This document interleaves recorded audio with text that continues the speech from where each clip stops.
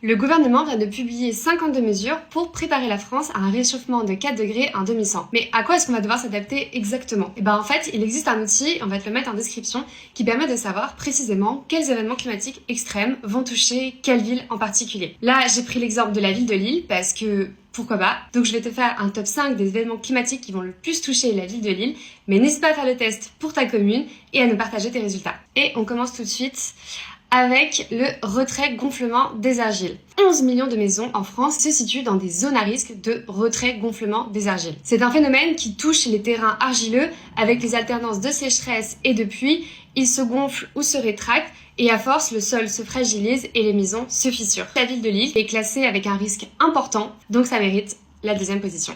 Les nuits tropicales, c'est le nom qu'on donne aux nuits où la température ne descend pas en dessous de 20 degrés. D'ici 2100, la moitié nord de la France subira entre 40 et 50 nuits tropicales par an. Il y en aura 15 par an pour la ville de Lille. Bon allez, on va dire que ça mérite la troisième position. Les vagues de chaleur. Globalement, les vagues de chaleur en France en 2100, elles seront plus nombreuses, plus intenses, plus précoces, plus tardives. Bref, il n'y a rien qui va. À la fin du siècle, Lille connaîtra 3 jours par an où il fera plus de 35 degrés. Allez, on le met en dernière position, ça reste vivable, mais c'est quand même pas terrible. La sécheresse. Alors ça, c'est un gros problème. D'ici 2100 en France, il y aura 4 fois plus de sécheresse par an par rapport aux années 60. Et justement, à Lille, d'après les données, à la fin du siècle, le sol sera trop sec environ 109 jours par an. C'est absolument énorme. Du coup, ça mérite la première position.